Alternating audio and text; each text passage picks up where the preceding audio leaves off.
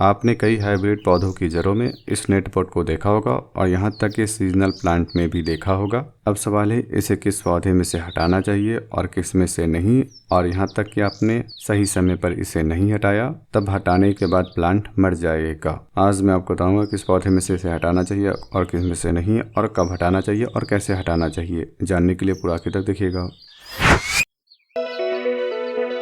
यह एक प्लास्टिक का जालीदार गमला है। इसे नर्सरी वाले कटिंग को ग्रो करने के लिए इस्तेमाल करते हैं। इसमें कोकोपीट और यहाँ तक कि पीट मॉस को भरकर इसमें कटिंग को लगा देते हैं। इसमें रूटिंग जल्दी होती है। जड़ के निकलने के बाद जहाँ चाहे वहाँ लगा सकते हैं।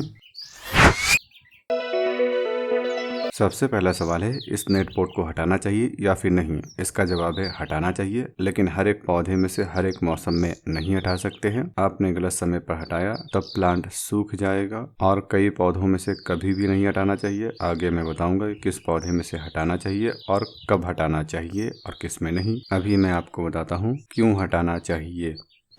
जिस किसी भी पौधे में नेट पॉट होता है, जैसे जैसे पौधे की ग्रोथ होती है वैसे वैसे जड़ मोटी होती चली जाती है। जड़ की मोटी होने के कारण इसकी दीवार टूट जाती है और जड़ में गठ जाती है। जिस कारण से नेट पॉट के अंदर की जड़ मोटी होती है और बाहर की भी जड़ मोटी होती है और बीच की जड़ पतली हो जाती है। इसका नुकसान ये होता है कि प्लांट सही से खाना पानी को अपने तने तक नहीं ले जा पाता है, और यहाँ तक कि कई दफा तेज हवा चलने से अपने जड़ से ही टूट जाता है। इसलिए इस नेट पॉट को सही समय पर हटा देना चाहिए। हटाने के लिए रूट बॉल को पानी में डुबो कर रख दीजिए। कुछ देर में मिट्टी गीली हो जाएगी। फिर हल्की हाथों से जड़ और मिट्टी को अलग कर दीजिए। अब आपको एक एक जड़ दिखाई दे रही है। आपको एक सीजर या फिर कटर लेना है और नेट पॉट की दीवार को काटते चले जाना है। छोटे छोटे हिस्सों में काटिए, टुकड़ों में नेट पॉट अलग हो जाएगा। अब सवाल है किस पौधे में से नेट पॉट को निकालना चाहिए और किस में से नहीं। हर एक परमानेंट प्लांट की जड़ में से इस नेट पॉट को निकाल देना है। अगर प्लांट नाजुक है, उसे कटिंग से लगा पाना मुश्किल है, या फिर आप डर रहे हैं कि अगर मैंने नेट पॉट को निकाला तब प्लांट मर जाएगा, तब इस कंडीशन में पौधे में एयर लेयरिंग कीजिए और एयर लेयरिंग करके नया प्लांट बना लीजिए। प्लांट की किसी भी सेमी हार्डवुड या फिर हार्डवुड ब्रांच पर कर सकते हैं, और यहाँ तक कि नेट पॉट के ऊपर मेन ट्रंक लाइन पर भी कर सकते हैं।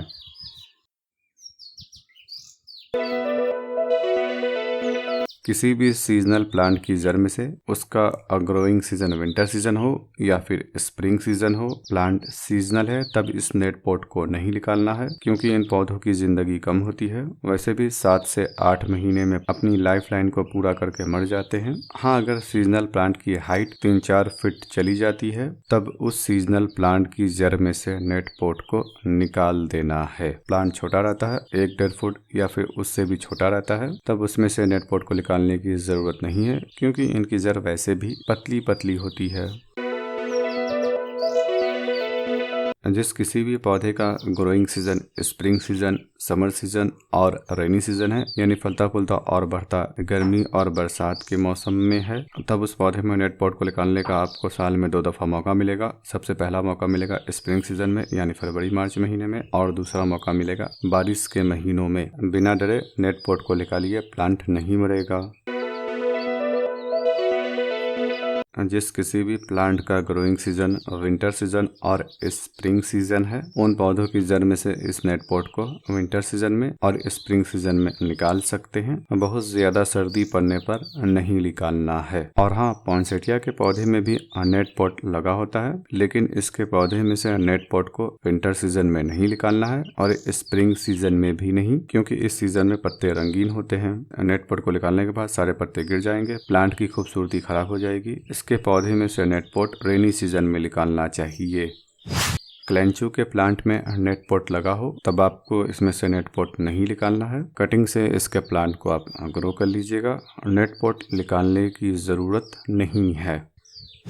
अगर प्लांट बड़ा है या फिर ज़मीन में खड़ा है, तब उस 4-5 फुट के बड़े प्लांट में से नेट पॉट को नहीं निकालना है, बल्कि उस पौधे में एयर लेयरिंग करके या फिर ग्राफ्टिंग करके नए पौधों को ग्रो कर लीजिए। बड़े पौधे की जड़ में से नेट पॉट को निकालने पर कई दफ़ा प्लांट मर जाता है। हाँ, अगर आप एक्सपर्ट हैं तब आप निकाल सकते हैं, या फिर कोई प्लांट इजी टू ग्रो है, कटिंग से बिल्कुल आसानी से ग्रो हो जाता है, तब भी आप रिस्क ले सकते हैं। मर्जी आपकी है। और नेट पॉट निकालने के बाद आप इसे जहाँ भी लगाना चाहते हैं, जिस भी पोटिंग मिक्स में लगाना चाहते हैं लगा सकते हैं। मिट्टी में भी लगा सकते हैं और सिंडर में भी लगा सकते हैं।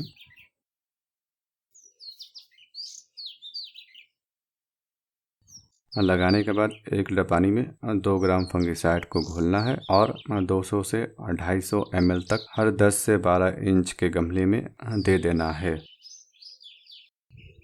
किसी भी पौधे में से जब आप नेट पॉट निकालेंगे तब इसकी पत्तियां एक एक करके गिरेगी, इसलिए अगर प्लांट बड़ा है तब उसकी हर एक सॉफ्टवुड ब्रांच को काट कर हटा दीजिए। 1 फीट से छोटा है तब आप काट भी सकते हैं और नहीं भी काट सकते हैं।